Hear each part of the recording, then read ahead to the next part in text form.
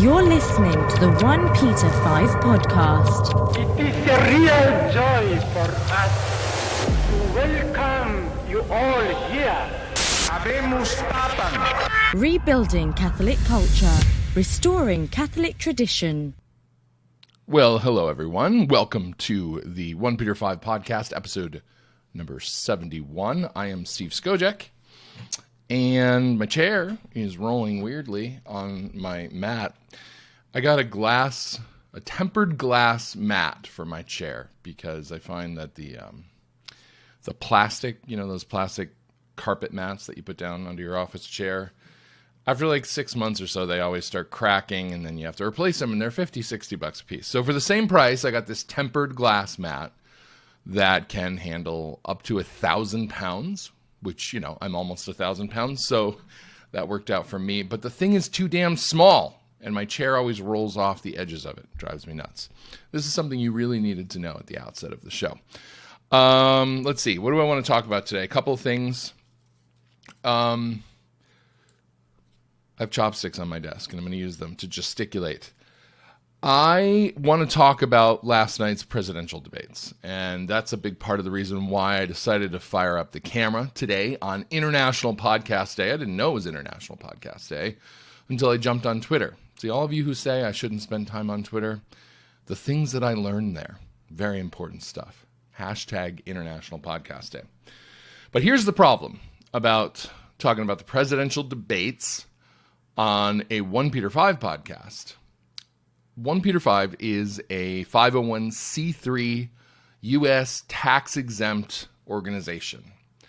We are organized that way in large part because we got our seed capital from a foundation that was also a 501c3, and they said, if you're not a 501c3, we can't give you this initial donation to help you get started because that's the rules. So signed up for that, and it's worked out pretty well in terms of,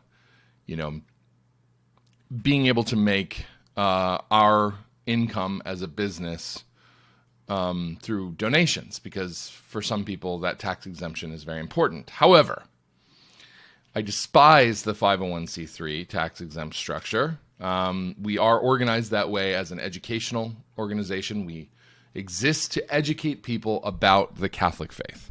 You know what I'm going to do real quick here? Is I'm going to put my headphones on. I noticed last episode I pulled away from the microphone a few times without noticing until I was editing, and things got a little on the quiet side. So headphones help me to hear whether I'm close enough to the mic. So what the 501c3 does is it gives us certain advantages in terms of our audience. It makes it possible for you to donate money and write that off on your taxes, which is big for a lot of you. Not for all of you. What it does for us is it just creates a lot of hurdles and headaches. And one of them is we're not allowed to do politics, really. Now, there are people who think that President Trump did away with the so-called Johnson Amendment, which is the thing that says that tax-exempt organizations are not allowed to talk about politics. He actually didn't. What he did is he sent a directive via executive order to the Treasury Department and basically said, hey guys, don't really enforce the rules about tax-exempt organizations not talking about politics. It doesn't really work in terms of liability. You have to be careful. You wind up losing your tax-exempt status if you do anything that makes it look like you're campaigning for a candidate for office, for political office. So we would never, hypothetically, campaign for President Trump and for his re-election. We would never do that because it's against the rules. This is just coffee for right now. We may have to upgrade to whiskey later. So because of that, we're somewhat limited in what we can do. And I've been thinking about a couple of options. One, figure out how to get rid of tax-exempt status and see, whether or not we can still make enough money to pay the bills if people can't write it off. I have mixed feelings about it. Would be interested in hearing feedback on that from you guys, because I would like the freedom to be able to address more of this stuff more directly. Secondly, I may just start a second podcast where I get to talk about whatever the hell I want, and I don't have my hands tied by moronic government restrictions. So that's a possibility too. But for now, we're going to do our best to talk about it. And I am not campaigning for any particular candidate for office. For example, President Trump's reelection. I would never campaign for that. So you heard it here first. So last night, watched the debates. Wasn't going to because I knew it was going to be extremely awkward and uncomfortable. And boy, howdy, did they deliver on that. There was, I think, very little question that this was the most unstructured, uncivil, chaotic debate that has ever been done in the history of presidential debates. Now, there are good things and bad things about that, and so I kind of want to run down my own personal analysis on this a little bit. I said last night, and I'm going to reiterate the same points, that I personally find Trump sort of, he alternates between being really amusing and enjoyable and then sometimes being so obnoxious that I cringe to the point where I can't watch anymore. Sometimes I love him. Sometimes I wish he would just shut the hell up. If I don't listen to him and I just watch what he does, the policies that he enacts, the executive orders that he signs, the stuff that he just gets done, I find I like him a lot more than I would, if I just listened to him battle it out with the media all the time and brag about all of his accomplishments. He's loved for his brashness and his candor by most, I think it's comfortable to say, most of his base. But this simultaneously has a polarizing effect, right? So anybody who's in the middle, anybody who's sitting on the fence, anybody who's undecided, and they're thinking, I might want to go the Trump route with my vote this time because I think he's doing some good things. When someone is that obnoxious, if you're not already on board, it can turn you off. Now, if you're on board and you love watching him roast his enemies, then it's kind of fun. But if you're not, and you aren't raised by wolves, the lack of politeness and decorum can be off-putting, and it depends on who you are. So I think that last night what we saw was Trump very much being on the offensive, being very aggressive, not being willing to really abide by the turn-based strategy of the debate of 2 minutes of uninterrupted time and then a response, 2 minutes of uninterrupted time. He didn't give a damn about the rules. He just talked when he wanted to talk, and it got awkward partially because Chris Wallace lost control of the debate seconds into the debate. I think we were less than a minute in, and he had already lost the floor. So he kept doing his little schoolmarm thing where he tried to remind everyone of the rules and get things under control, and he just failed to do it. He just was unable to rein Trump in, and Trump, through his provocativeness, got Biden to begin rolling around in the mud too. And Biden actually became very personally insulting, called Trump a clown, told him to shut up, said that he was the worst president in history. I mean, very insulting stuff. Now, those of us who are under the illusion that presidential politics and the discourse around them have devolved over, the last 10 or 20 years, we have short memories and we don't know a lot about history. Actually, I didn't look this up ahead, so I'm going to do this right now. I need some elevator music here. As I Google, what was it? Thomas Jefferson, John Adams, hermaphroditic. Because if you want to hear a sick presidential campaign burn, this is a fantastic one. So we go back here to, the 18th century. Where is my hermaphroditic quote? There we go. All right, so this is off of the website of Merriam-Webster, the dictionary, but apparently they have presidential history here too. So presidential election of 1800, it reads, was not genteel, John Adams, the incumbent, ran against Thomas Jefferson, and neither party came out looking dignified. One of the more vitriolic charges was leveled at Adams after Jefferson allegedly hired the journalist James Thompson Callender to write unpleasant things about his opponent. Callender set to his task with gusto and published an attack on Adams which stated that he was a, quote, hideous hermaphroditical character, which has neither the force and firmness of a man, nor the gentleness and sensibility of a woman. Obviously, hermaphrodites are those animals or plants that have both male and female reproductive organs. And so, yeah, I mean, this was our discourse in 1800. I don't think we're in a worse place now, but the chaos bothers us because of this pretense of decorum that has built up over time. That probably really doesn't exist. So this thing last night was a battle. It was a debate best watched. Drinking. Most people I saw online were drinking as they watched it. Some were playing drinking games. I hope they didn't wind up in comas. My take is that Trump established dominance. People refer to him a lot as an alpha male. I really think he is an alpha male. Whatever you think of his style and temperament, he goes into situations and he dominates them, and he has excessive confidence. He did that last night, and I think that's reassuring to people who want to see him win. He also provoked Biden into, as I said, wallowing around in the mud and trading insults and things like that.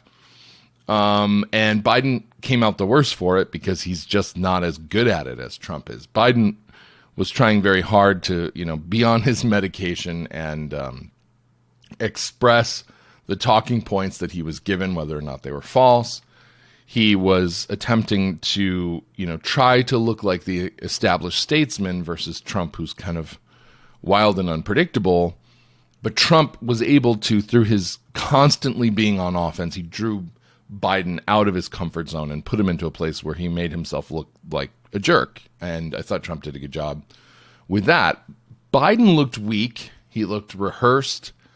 He came across as beholden to the interest groups that control him. And Trump pointed it out several times that his party dominates him and that the extreme leftists own him and that he's not even able to talk about law and order in these situations of riots because if he does, he's going to lose his base. And when he talked about not being part of the new Green Deal, which, by the way, was a lie, Trump got him on that and said, well, you just lost the left. I mean, he kept going after the fact that Biden is a puppet of his party and the special interests that control it, and I thought that was well done.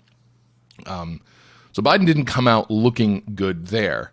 He did, however, hold it together better than I expected. I mean, we've all seen the videos of Biden just constantly stumbling over his words, forgetting what he's saying. The thing. He doesn't remember what he's saying. People have speculated that he has dementia. I don't know if he does, but he's clearly at a point in his life where his operating system, as I like to say, crashes and he has to reboot. And he just completely loses his ability to put together a coherent sentence, forgets what he's talking about, gets distracted, and goes way off the mark.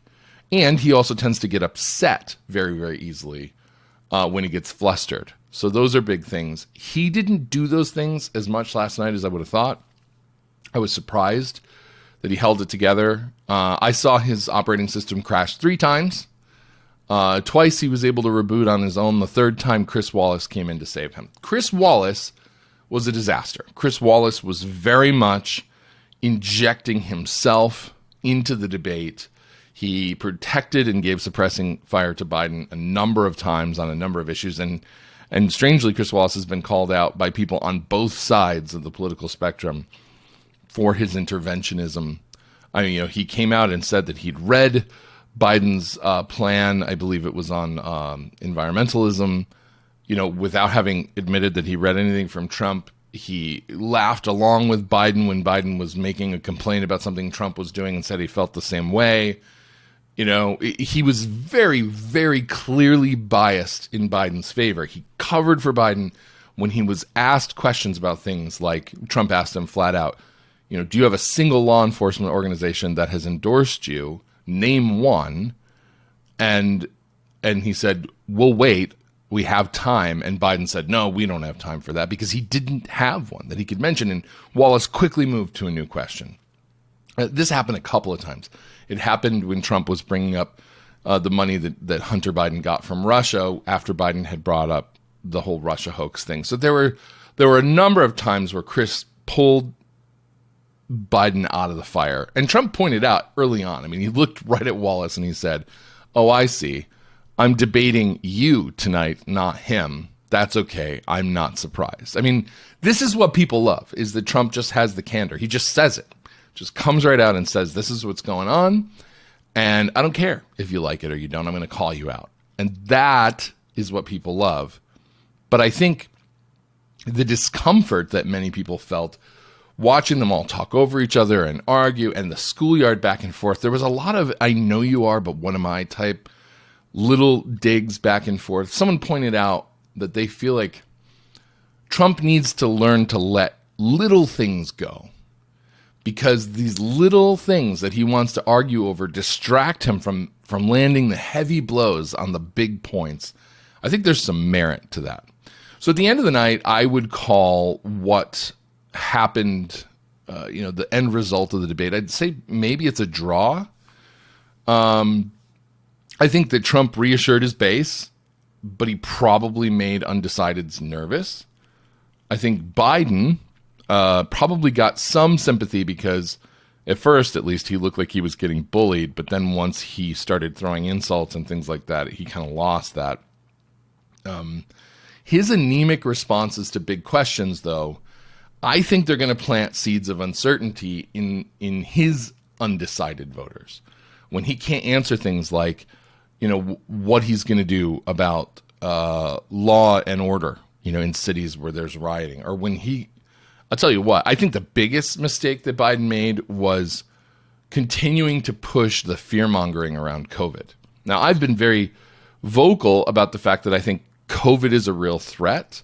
I've been very vocal about the fact that I think we've seen a lot of irrational politicization around the pandemic, really on both sides. But I actually think the right, which is weird because, that's what I affiliate with. Obviously, I'm more of a political conservative and clearly a traditionalist Catholic.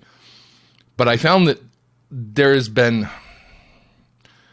just been a lot of really tribal knee-jerk reactions about a complicated situation that requires sort of a very careful and balanced reading of data, and then an attempt to make public policy that is reflective of what that data suggests in terms of caution, but at the same time doesn't do more harm than good. And I don't think there's a good answer for a lot of this stuff. I think it's very, very difficult to weigh the benefits of public health measures that are supposed to protect lives against policies that are destroying businesses and damaging the economy and all this stuff. But the problem with Biden is he's all in on just keep it shut down until we get it figured out.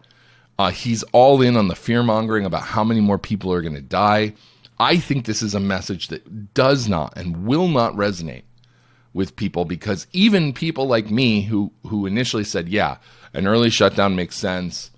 I'm not going to get crazy about having to wear a mask when I go to the store or whatever. I don't want this stuff to continue. I want life to get back to normal. I think most people in this country are ready to be done with this damn pandemic. And, obviously we have to continue to evaluate the data, but continuing to push this narrative of let's keep stuff shut down when people are losing their businesses, they're losing their homes. The government didn't do nearly enough, I will agree, to alleviate the economic imposition that they put on people. How do you tell businesses they can't operate but not, give them moratoriums on rents and mortgages and things like that? You can't say you can't make money, but by the way, you still have to pay your bills. That's outrageous. You can't do that. You're bankrupting people by doing that. But I think that was Biden's big weakness. You just can't indefinitely stall out the economy and shut things down and continue to try to make people afraid. And Trump made a very good point that they've gotten a handle of this, that even though there are still a lot of infections out there, the number of people who are dying from those infections has gone down drastically. This is all true. So I think that for Biden, the COVID thing might actually cost him people on his own side, because I don't care if you're a Democrat or a Republican, you still need to feed your family.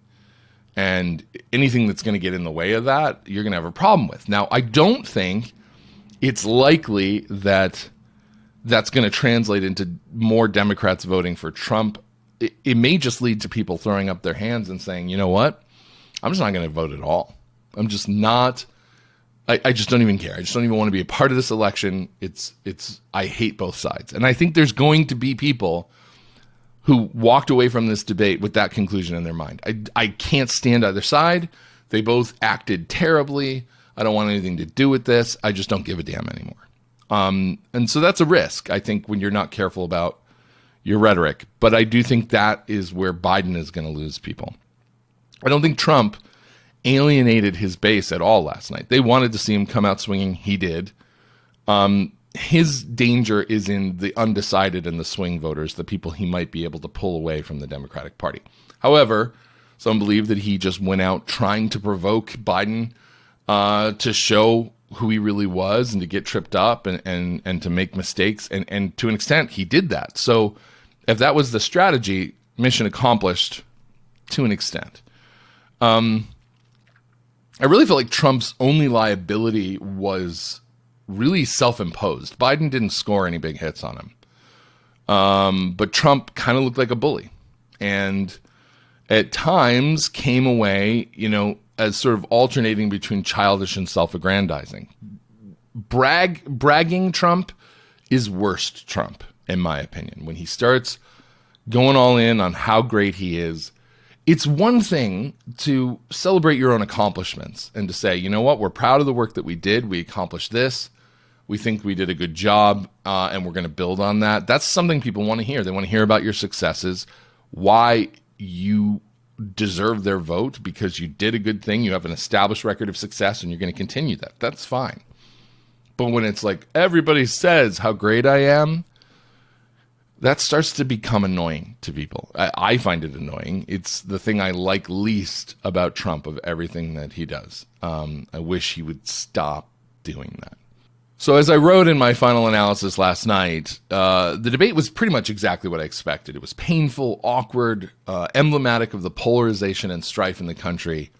A battle between a wholly owned liar who is clearly not mentally capable of doing the job, and a guy who does some very good stuff but is way too in love with himself.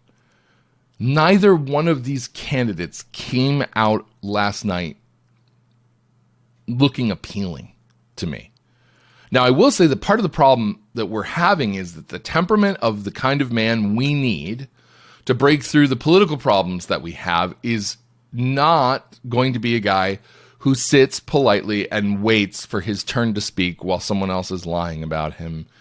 Or, we need somebody who has the confidence to act without second guessing himself, who knows how to break through the BS that happens in politics all the time, that happens in business all the time. These meetings, these endless meetings where everybody has to go around and try to coddle each other's feelings and all this stuff.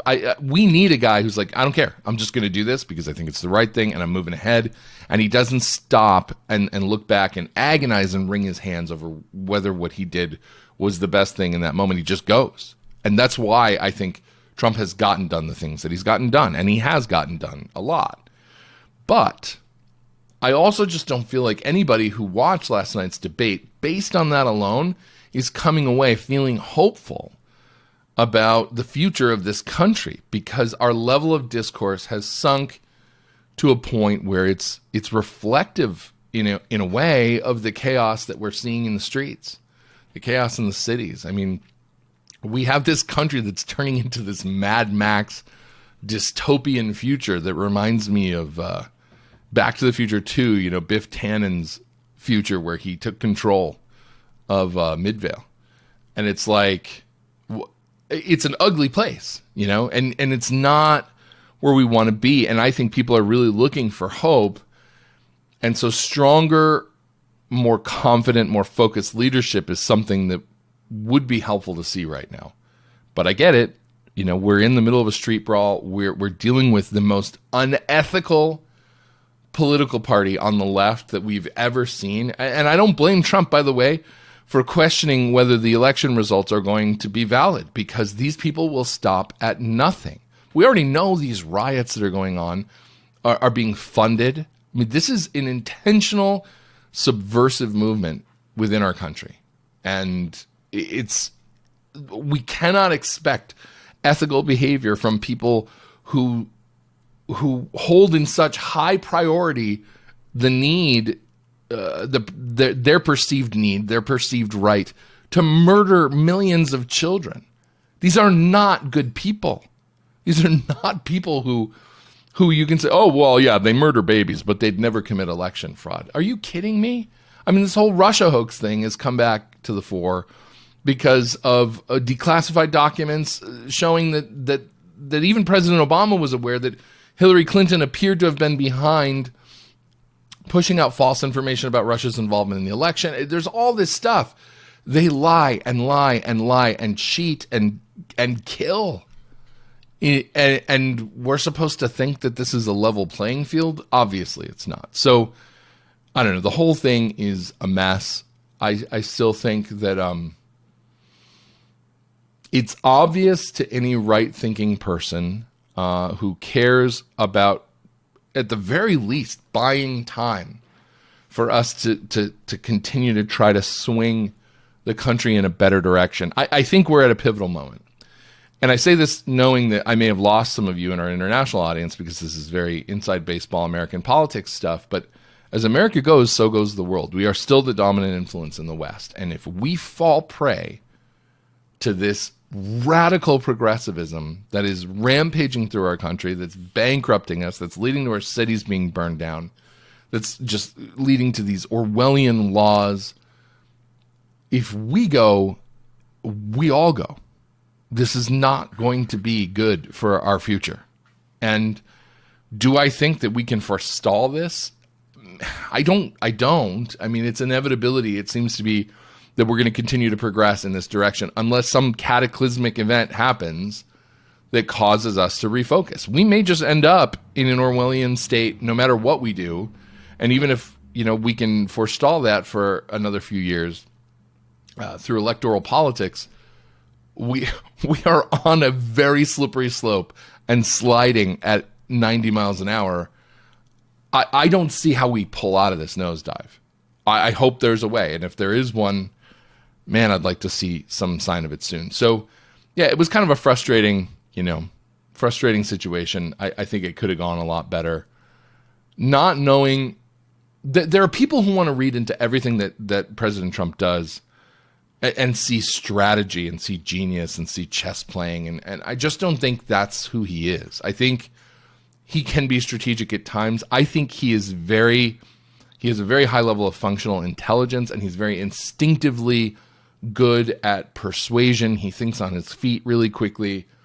But I think he's very reactive and impulsive. That's the sense that I get from him. You may have a different impression. And I think that can be really good. Those are good characteristics in some situations. And in others, they're a liability. And in debates, I think that they're a liability. So that was my take on that. You could agree or disagree. Feel free to leave your comments, of course. And while you're leaving comments, make sure that you smash the like button and subscribe. By the way, if you don't know this, you have to hit the bell icon when you subscribe to our YouTube channel. Because if you don't, you will never know about new videos that come out. YouTube, all these companies, they're constantly changing their algorithms to make it harder for you to see what you want to see.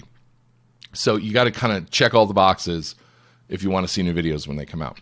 All right, so moving on, I want to talk about another political situation that I find in some ways even more aggravating than the American presidential election, and that is the situation between the Vatican and China. So Cardinal Zen, who is the Bishop Emeritus of Hong Kong, was only allowed to leave Hong Kong for 120 hours because the Chinese government is awful. They're garbage people. So he was only allowed to leave Hong Kong for 120 hours.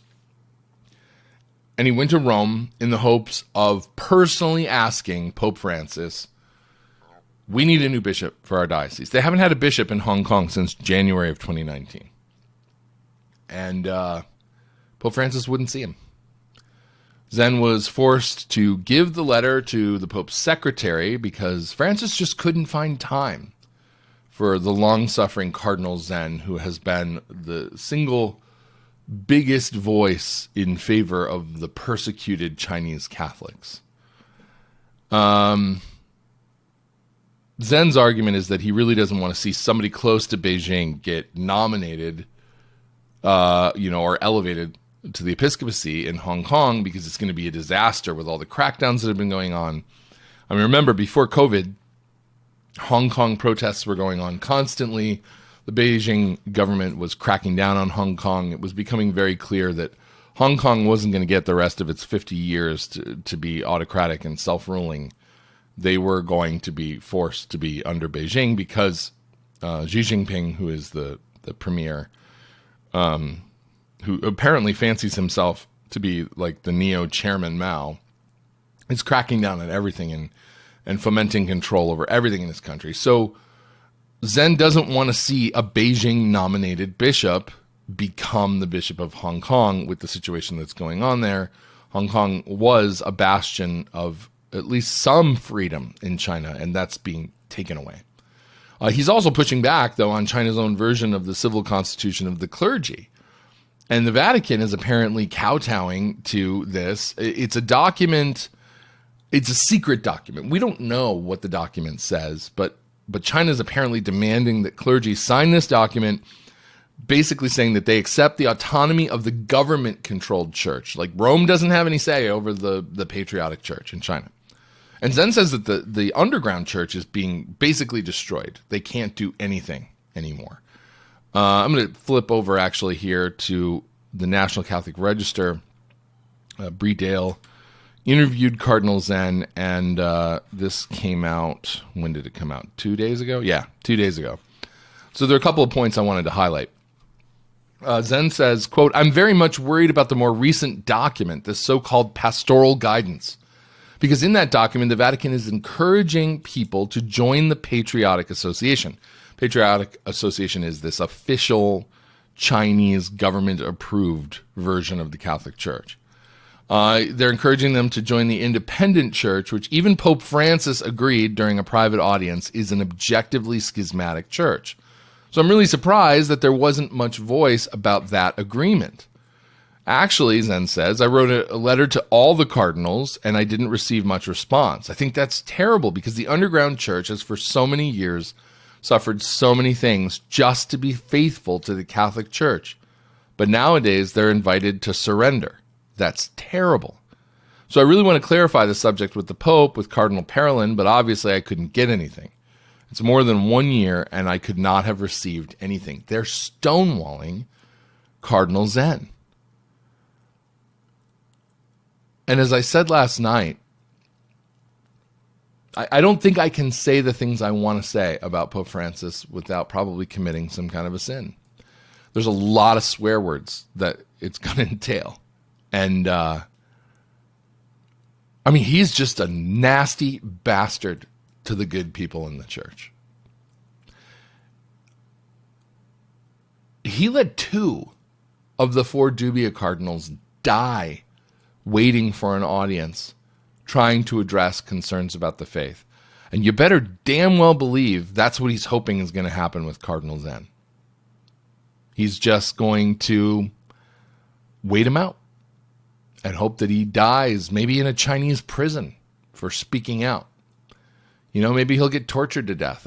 Francis would probably be fine with that. He'd be happy with that because it would get this nuisance off of his plate, because he wants the money that the Chinese government is funneling towards the Vatican in exchange for their little patty cake game that they're playing over the patriotic church.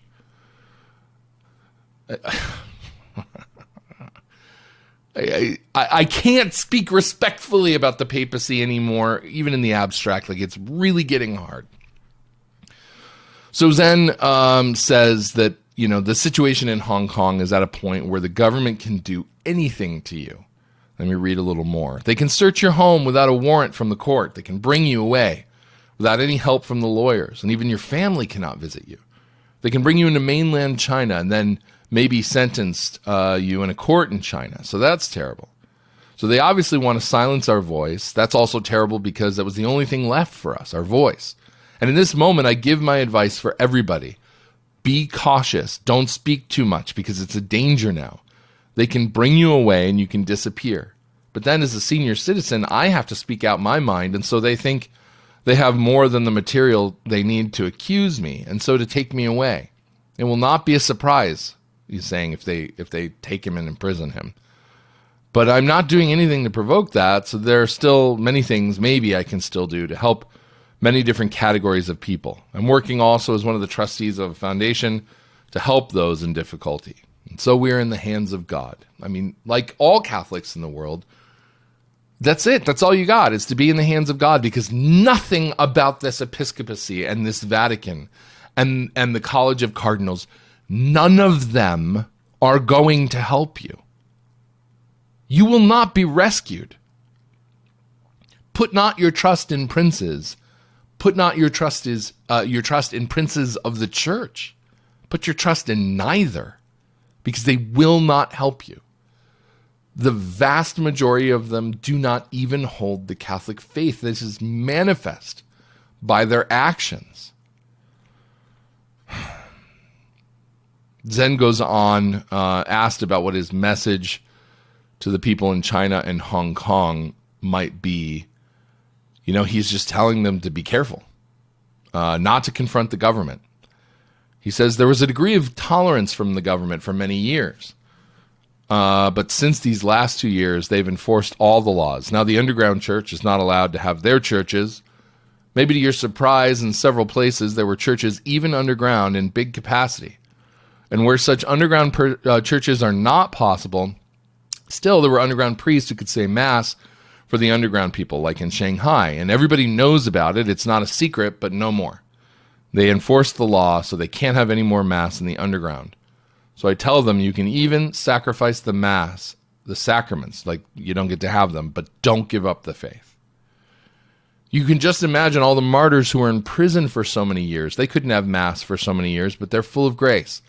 And I say, do not confront the government, because you may suffer useless sufferings because they take away all your money. They put you in prison. It's not necessary.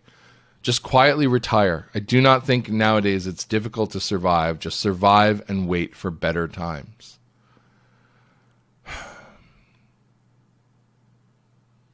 This is the situation that everyone is in the world in different ways. Just, hopefully just wait it out and maybe you can survive. Maybe better days will come, but we don't have any reason to really think that. We're just hopeful, because what else can you do? What else can you do when everything is so messed up? So this is obviously very frustrating, and last night I was so angry when I read this, because Francis is such a garbage human being. He is such a horrible man, and he's running the church into the ground.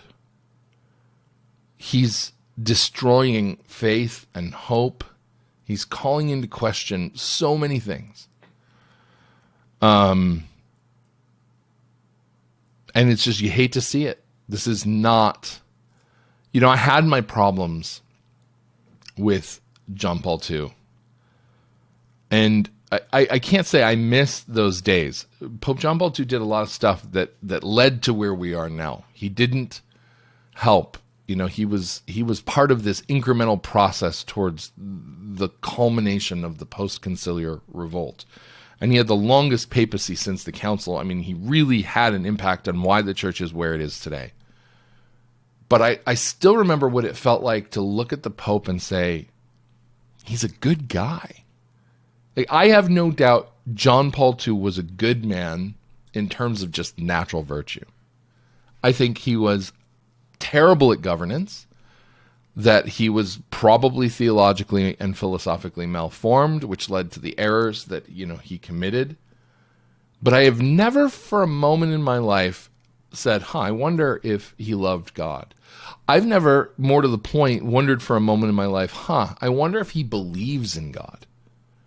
I don't know that Francis believes in anything. He has no, outside of the words that he says, which I always assume are deceptions because they often are, or at least self-contradictory, I don't have any indication that he believes in anything supernatural, or at least not in a way that is compatible with our religious belief. He seems to be a materialist, an immanentist, an ideologue. It's almost as though he uses these concepts of God and the devil, and he does speak about them, but like a mythology, like rhetorical boogeymen that he uses to sort of sculpt his personal narrative about the way things in the world should work and to get people to do what he wants.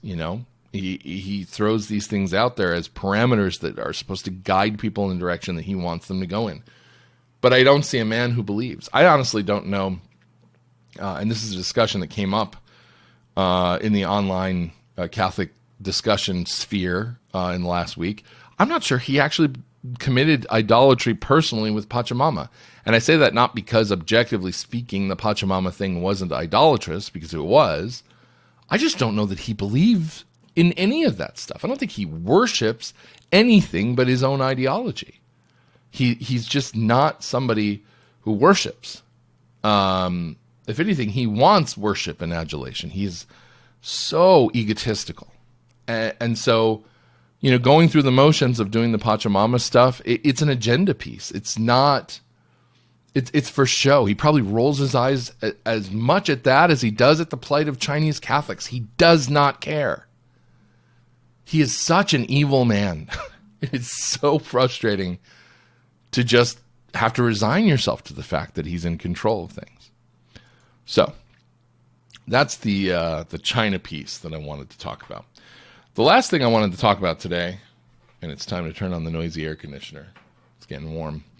The last thing I wanted to talk about today was something that I brought up on the Twitters that has been sort of in discussion for a few days by people. There are some actually really interesting conversations to be had on Twitter, and I know that it's kind of a cesspool, and I've had my mixed feelings about the value of participating there, but when discussions there are good, they are often better than they are anywhere else. And a lot of us are isolated from other people these days, and if you want to have conversations about this stuff, you have to do that.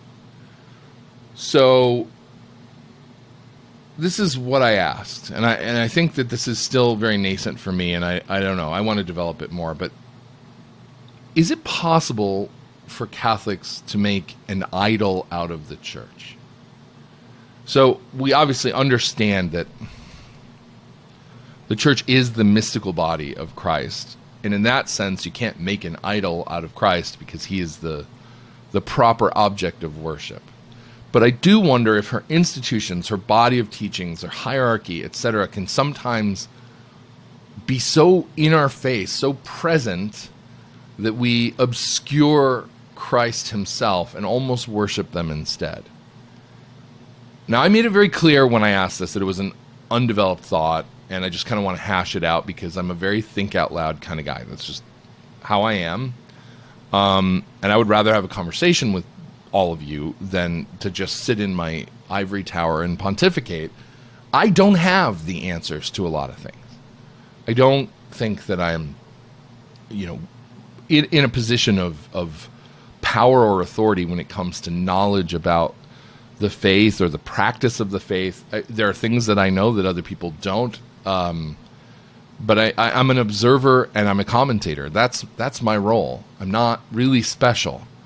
And so I'm just a normal dude who wants to have conversations with other normal people who are trying to figure this stuff out. And I try to have the respect for my audience to say, let's have this conversation together. Now, I get accused instantly, of course, for asking this question, can the church become an idol? he's apostatizing. He's leading people to apostasy. You know, he's leading people to sedevacantism, blah, blah, blah. You know, people go nuts. I don't really understand, first of all, why it's impossible for these people to look at what I actually say when I flat out say, you know what, it's a random thought, want to explore it, want to flesh it out, I'm still chewing on it, let's have a discussion. This is not me issuing a public policy statement. It's a question that I have.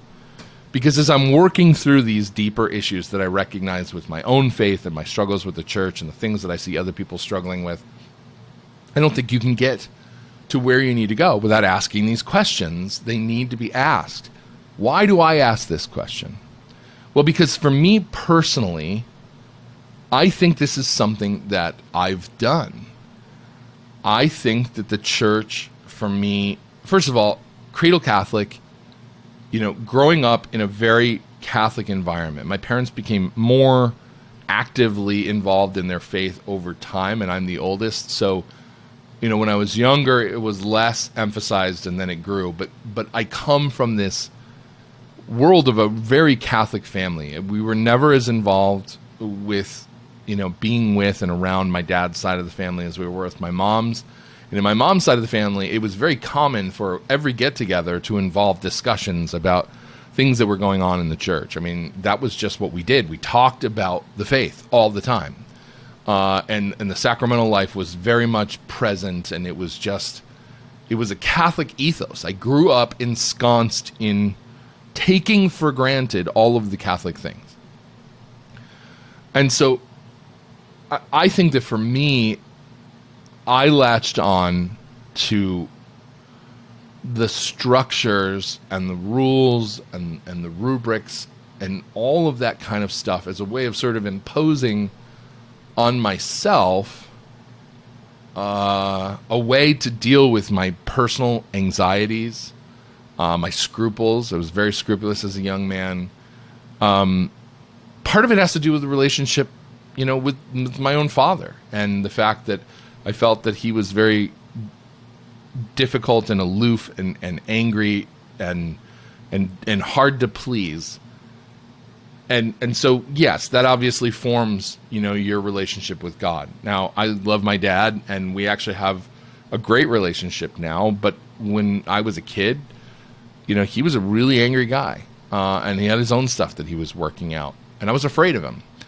And so that fear gets imposed on us a lot of times because of our parental relationships or because of our own quirks of personality. And there's stuff within the church that we kind of latch on to. You know, we create father surrogacy amongst things like priests and bishops. I did this when I went to the Legionaries of Christ. I was looking for that paternal affirmation of my value. And because my family had so prized Catholicism and the manifestations of living the faith, you know, as being the most central, most important things that you could do, to go into a religious order where I had these priests who I saw as father surrogates who were praising me for being a good enough Catholic, it was like that was as good as it got, you know, in terms of affirmation for me as a young man. And we know that led to problems down the road. You know, when I was betrayed by them, I almost lost my faith because I didn't know how to get to God without going through that channel. It had replaced for me, my relationship with the Legionaries had replaced for me really in many respects my relationship with my family, but certainly my relationship with the church herself as an institution, because I was constantly being told that the church herself as an institution was malformed and problematic and riddled with bad priests and bishops and all this stuff. And it just, like, it created this atmosphere of distrust. And when I was excluded from the Legion, when they tried to destroy my reputation after I left, when they stabbed me in the back, when I would turn to look at the church, I was like, but the church isn't good enough, but the thing that is good enough doesn't want me. And I was kind of caught between, and it was a real problem. But going back to this question of can the church become an idol, I think that most young men living in the modern world are dying for something that makes sense. And it's one of the reasons I would posit to you that video games are such a central part of the experience of young men in the modern world. It's why they're so attractive to them. People who don't understand why young men play video games, let me tell you why. As a gamer since I was a kid, it's because it makes sense. Because you're in a world where you know what it is that you're supposed to do. There are rules, there are rewards, there are boundaries, there are things that you can do and things that you can't. You're given tasks. You're able to accomplish those, and then you're rewarded for accomplishing those tasks. You have a sense of mission and purpose. You're typically engaged in what would be traditionally considered masculine activities. You're fighting, you're questing, you're doing leadership things. You are given a sense of accomplishment and success. And it is an ersatz accomplishment and success. It's not real. And it's something I talk to my own boys about because I do let them play. I say, remember that if you build a castle in Minecraft, that's cool, I guess, because it's an expression of artistic creativity. But at the end of the day, you have to shut off the game and you don't have that castle. You haven't actually done a real thing. It felt good as an expression of your creativity, but learn to build something with your own hands. Learn to actually go out and do a real thing, because that false sense of accomplishment, it pushes the button in your brain that says release dopamine, be happy, you did a thing. But you don't have a boat or a table or a house or a castle, or a piece of writing, a book, a painting. You didn't make anything that has a real impact in the world. But we're so desperate for a feeling of knowing where we belong as men, being allowed to act like men, getting a sense of there's something in the world that has structure and purpose. And at least while I'm here, I'm not going to get dinged for just trying to do the things that come naturally to me. Because out there, feminism and everything that undermines men in society, we're constantly being made to second guess ourselves. And we go out and we do the things we think are right. And we hold the door for the lady because it's what our mom or our dad brought us up to do. And then she yells at you because you're treating her like she's an inferior. And you're like, but wait, I thought I was following the rules. Why is this unpredictable negative response happening? And there's a lot of that in the world. But in order for games to work, they have to be programmed to be consistent. And that consistency matters. And I think, and again, I'm spitballing here, but I think that in the church, there's something similar that can happen, at least for young men like me, where I feel as though I've spent the majority of my life defending the church's rules and her teachings and her doctrines because it was black and white. I knew what was true and what was false. It was an argument from authority, which in any other realm is considered, a logical fallacy, or at least a weak argument to make arguments from authority. But the church has divine authority. So I could say, well, I know she's right, and this is what she says, and if you're deviating from this, you're not being faithful, and therefore you're a bad guy. And I've spent my whole life obsessed with those structures and with those rules. And I'm not saying that they don't matter, because they do, but they can become all-encompassing. They can engross you. And so what you wind up doing is becoming a member of the orthodoxy police. You're going out there and you're making sure that people are just following the rules, and if they don't, you're writing them a ticket. You're writing a blog post saying they're bad because they did this, or they're bad because they did that. You're confronting people for not being sufficiently orthodox.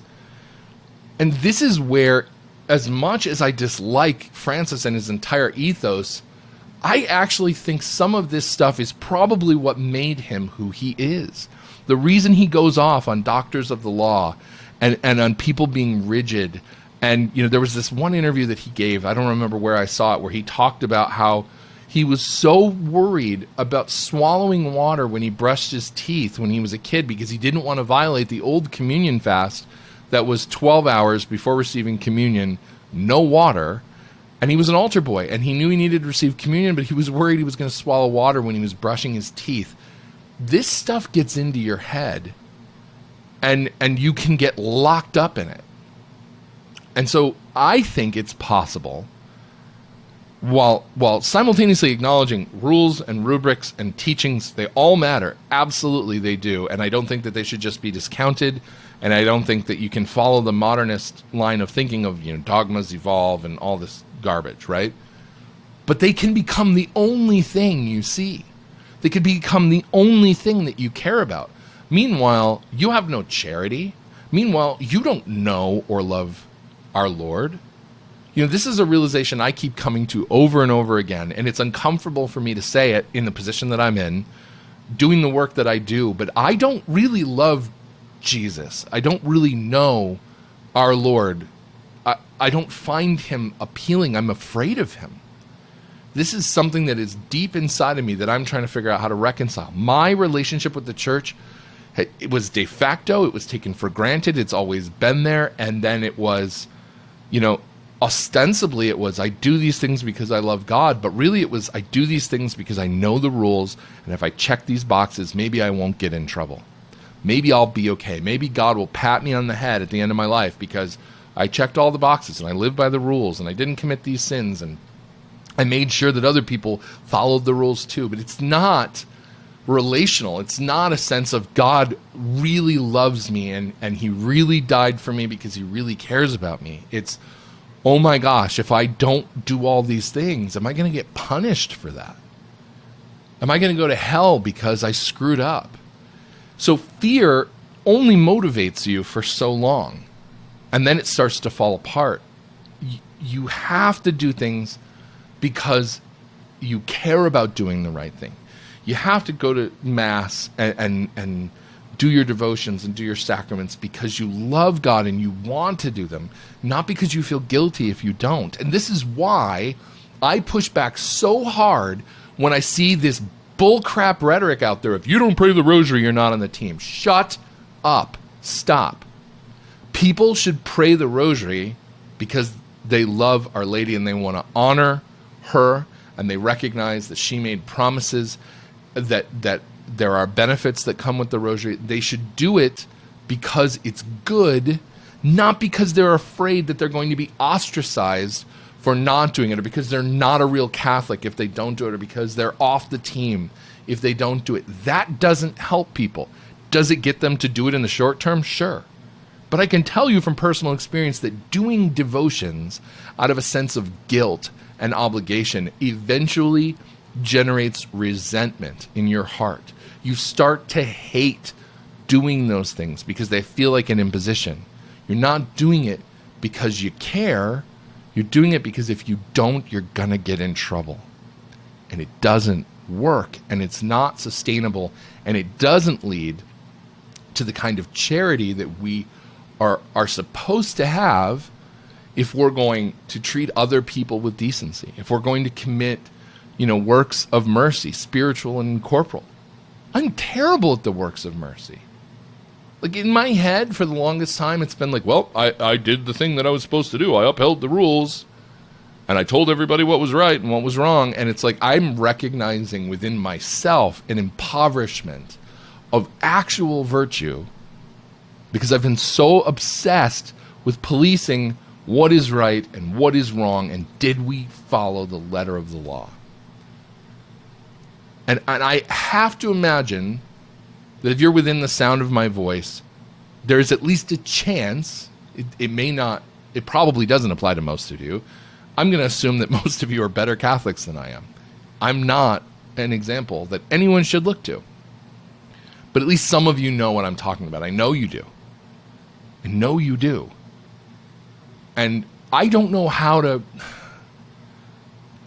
remold my framework so that God comes first. So that loving God is why these other things matter. Understanding, the need to become holy, to become sanctified, to become virtuous. It can't be done simply through the observation of rules and rubrics. Rules and rubrics matter because we have a propensity towards entropy and chaos. We just do. but the priorities can get all out of whack. And it's almost like when I ask this question of, can the church become an idol because observing all of these things? I mean, this is why Christ came up. It wasn't Francis who came up with the expression doctors of the law. That comes from our Lord. You can become so obsessed with the observance of the law that you don't love. And that is an issue. And I'm telling you this without any idea how to really fix it in my life yet. And there are going to be people who are going to offer me lots of unsolicited advice. Well, you need to do these prayers and you need to say this thing. Okay, great. I have to find my own path to this because this relates to my own interior struggles, my own upbringing, my own personality and temperament. All of those things have to be taken into account. I have to find the way there by God's grace. And my biggest thing is I just ask him every day, help me believe in you the way that I should. Help me to love you the way that I'm supposed to, because I don't know how. I don't know how to love you the way I'm supposed to. And I know I can't do either of those things without your help. I have enough education in the faith to know that faith is a gift, and I don't have enough of it. So it's got to come from you, because it's not, I can't just spontaneously generate it. And it's not going to happen by faking it or going through the motions. One of the most dangerous things that I heard of ever happening in the charismatic movement was people who wanted to speak in tongues, and they would tell them, well, just listen to the person next to you speaking in tongues and imitate what they're doing. It's a good way to, open yourself up to demons. Don't just go through the motions. Yes, there are times when that can be part of a spiritual program that gets you to where you need to go, like, exercising or whatever. You got to go through the motions to build the strength. But I really think it is important to explore how these things can get in our way. And if we make idols out of the observation of rules and rubrics, if we make idols out of making sure that the liturgy is exactly the way that we think it should be, or that the priest, he didn't wear the maniple the right way when he did this thing, or who cares? I mean, yes, to some extent that matters. But I see people arguing over the dumbest things, like whether or not the people in the pews in the congregation should participate, in singing when the schola is singing. If they know this stuff, who freaking cares, man? Lay off. If the 1962 rubrics allow for a dialogue mass, where the people participate in the servers' responses, and that's it. It's just doing the responses of the servers. And that helps them to stay engaged and focused on where they are in the liturgy. Who cares? Stop arguing over this stuff. It doesn't matter. And it does us no good to constantly measure whether someone else is living up to our subjective interpretation of what being a traditional Catholic is, or being a Catholic in general is. There are objective standards. There are rules we have to follow. There are commandments. There are precepts of the church. Okay, great. But when we sit around and we're like, well, you're not really a trad because you don't really do this thing exactly the way I think you should do it.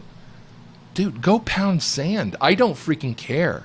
The more you say that stuff to me, the more I just want to go the opposite direction. We need to learn how to persuade people. We need to learn how to encourage people.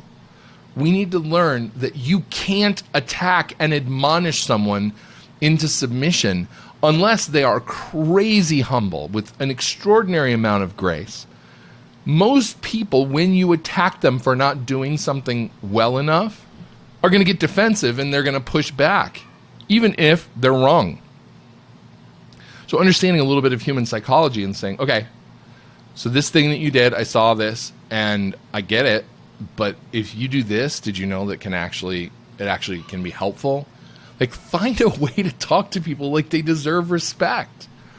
And what I see after 28 years of online Catholic discourse, because I started as a teenager, I started with BBS forums, and then early days of the internet and chat rooms, and then when blogging came out, I was immediately involved in that. I've watched this whole progression over time. We treat each other like garbage a lot of the time. Catholics treat other Catholics like garbage. And there is this saying that goes around, I see it a lot, the worst thing about being Catholic is other Catholics. Now, maybe that's true about every in-group. I don't know, but I hold us to a higher standard. We are supposed to have this efficacy of grace because of the sacraments that we participate in, and our love of God, and our membership in the church, the true church. But I don't think that we need to become liberal Jesuits with our brains falling out as we praise Marxism and LGBT to love one another. It's okay to do both. It's okay to say, okay, yeah, no, the rules and the rubrics matter, and here's why. This is why it's important. While at the same time, just not living these lives filled with guilt and orthodoxy policing. So for me, this is important because I want to be able to love God, know Him, have faith in Him the way I'm supposed to. And I recognize I've let a lot of these external... I hesitate to use the word superficial because a lot of this stuff isn't superficial, but it can be a superficial focus if you're not really living the Beatitudes. And, I don't know how to get to the point where that stops being the most important thing, but I think being aware of the problem is a good thing because it's totally possible for someone, and I've had people, bristle at this too, but I mean, you can worship a statue of Jesus and not worship Jesus. And yes, I know this is an argument that Protestants make. Whatever, I don't care. Truth is not something you just find in one place. Protestants can observe certain things that we do and say, you know what, that looks to me like idolatry. And if we know our stuff, we should be able to explain, okay, it looks like it, but it's not. Here's why. But it is possible to worship a statue and not God. It is possible to become superstitious about sacramentals and use them as talismans. It's possible to believe things that are totally absurd, like because the Eucharist is truly the body and blood of our Lord, that it can't carry pathogens. Like if you receive a host that somebody touched to the tongue of a sick person and they pulled it back and they put it in your mouth, that you can't get sick from that. Yes, you absolutely can. There is nothing in the faith, and certainly nothing in science, that tells us that that's not possible. Are miracles possible? Sure. Miracles are possible. It's possible God would stop that from happening. But St. Thomas has an entire section in the Summa about what a priest should do if he suspects that the consecrated precious blood has been poisoned, if the chalice has been poisoned, because medieval times were wild, y'all. That stuff happened. And he doesn't say that the priest should just drink it, taking it on faith, that it's going to be okay. We need balance in everything that we do.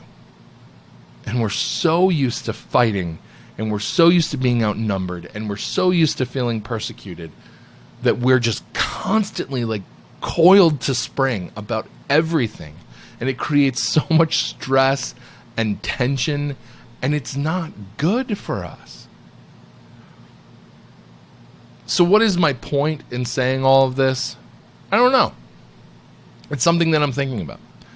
And since we're all friends here, I hope, except for those of you who are furiously scribbling notes about what an apostate I am, so that you can screech about it on your little blogs, I just want to talk about this stuff because I think it matters. I want to hear your feedback on it, your thoughts. I'm not saying that, I've got it figured out. I don't. And that's okay.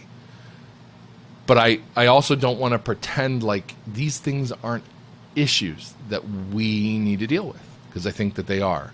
And if it helps some of you to start thinking about things differently, if it helps some of you to reflect on where you are and whether maybe you have some of the same issues I do, if it helps anybody to begin that process of reevaluation and growth, I think that's a good thing. Something I meant to bring up in my last podcast and it got lost because I had to re-record the second half because I have just tons and tons of mysterious technological problems, was the analogy of the magic eye paintings. They're not paintings. They're computer generated. You guys remember these? So there were it was big in the 90s. Magic eye was this stuff, and it looked like static. Like it was just colors, but it was It was just lots of dots on a page, right? Or on a poster.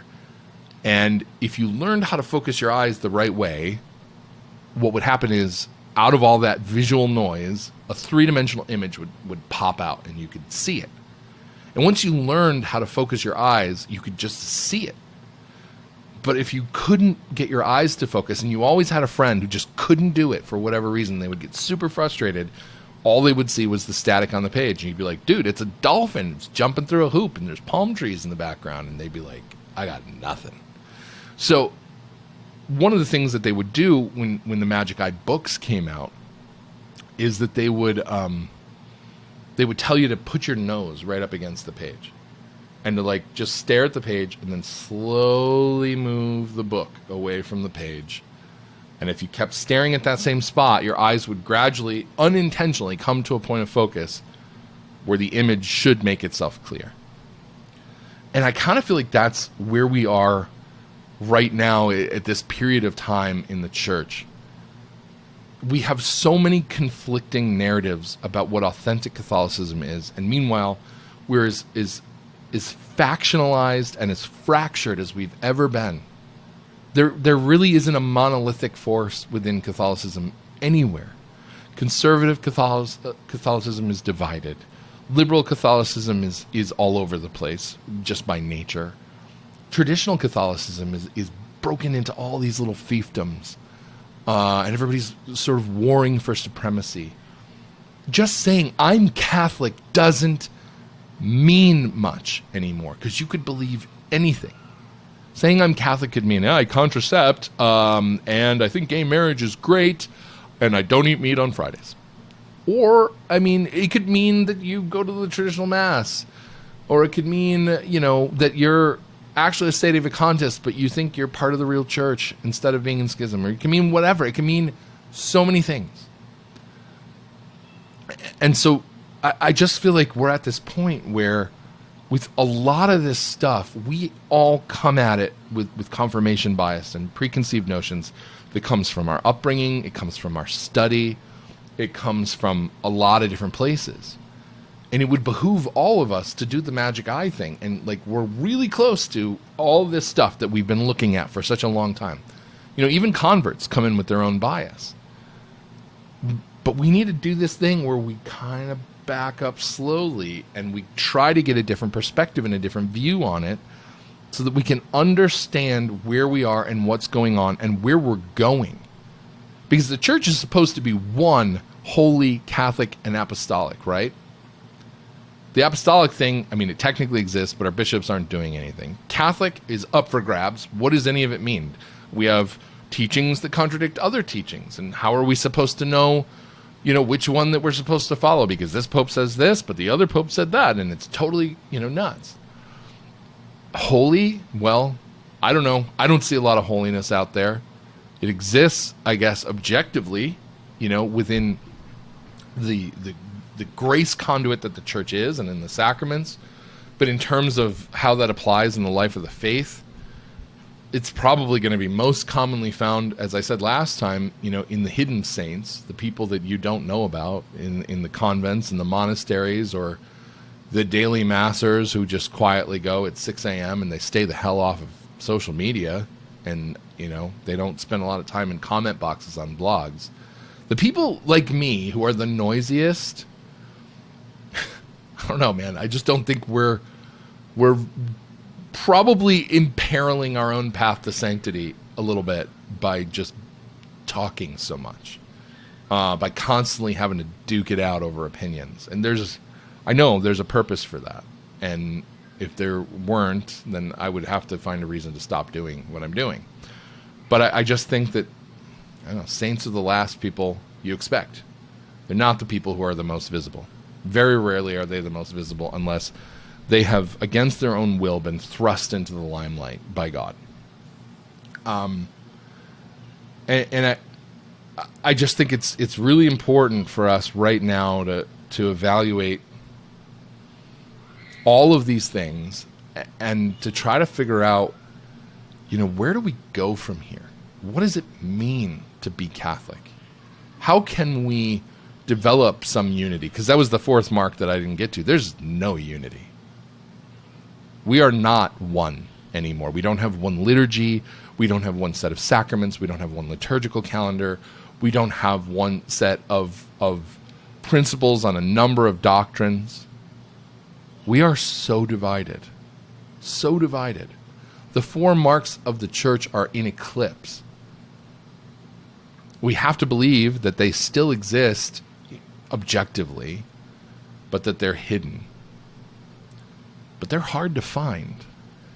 And I think that we have to admit that that's a problem, and that we're at a point in history where we just don't have the luxury of being triumphalistic anymore. We don't get to go around being like, well, stupid Protestants, and hey, those stupid Orthodox, I mean, they're all schismatics, and we're great. And I know that a lot of people don't do that, but there's this phase of youthful zeal that a lot of us go through, especially young men, where that's exactly how we act. We look down on anybody who doesn't have the true faith because, they're not good enough. And really, what we should be is sad that they don't have the fullness of the faith. We should be zealous, rather than about lording it over them, or condemning them, or saying, repent and submit, like is so popular among the LARPing trad Twitter and social media sphere. We should be evangelizing them. And then we need a church that makes sense to bring them into. And it's possible that we're not going to see that in our lifetimes. It's possible that the only way we get there is by teaching our kids the best that we can, and then them teaching their kids the best that they can. And then maybe in a generation or so, we get better priests who become better bishops, who become, I don't know. I feel like that approach, the human path to reformation and restoration in the church is so improbable. It's going to take so long. And it may not ever get there because things are going to be so bad in between. What do? Do we go back to Tertullian's adage where the blood of the martyrs is the seed of the church, where people have to literally be dying in Hunger Games competitions for the entertainment of the masses because they're Christian, and it's internationally televised, and that, like, what are we supposed to expect? I don't know. So here I am with more questions than answers. But questions lead to discussions. And so I look forward to the discussions that we'll have surrounding this stuff. I hope that you will leave thoughtful comments. Thoughtful comments are the best. Good, solid discussions about these things are where we need to be, with charity and with patience. None of this tribal crap, none of the virtue signaling and the purity spiraling. Just let's talk about this stuff. And if you think I'm wrong, okay, tell me why. And do it with, enough compassion that I just don't want to smite you, because I'll just smite you. Because I want to talk to people who I think care about me and I can care about them, and we're not going to be at each other's throats. We need a spirit of gentleness. We may have to be warriors and fighting all the corruption in the church and in the world, but we got to be decent to each other, because we all need each other's backs. We need support. We need to know that, the guy that's in the trench next to us isn't looking for the first opportunity when the shelling stops to stab us in the back because we're not enough of whatever he thinks we're supposed to be part of the club. So that's all I've got for this episode. I looked at the clock and I'm at an hour and 18 minutes and 55 seconds. So I will ask you to please, again, like this video if you do like it, share it, subscribe to it, hit the notification bell, pass along to your friends. If you enjoy the work that we do here, please consider supporting us with a tax-deductible donation. Tax-deductible if you live in the right area. You're going to have to consult your tax advisor. We are a U.S. 501c3, as I mentioned at the beginning. And you can do that at onepeterfive.com/donate. Thank you, by the way, to all of those of you who chipped in here to get us up to our goal for September. We were very low. We are right about at the mark right now, which is huge, but we still need the donations because next month could be low again. And we have to float a lot of stuff in order to make it work. So if you're able to support us, that's fantastic. If you cannot, please pray for us, pray for our work, pray for me, pray for our writers, pray for us that we do God's will in everything that we do here. And that, we do the best that we can. Until next time, I'm Steve Skojek. Thank you for watching the OnePeterFive podcast. We will see you next time.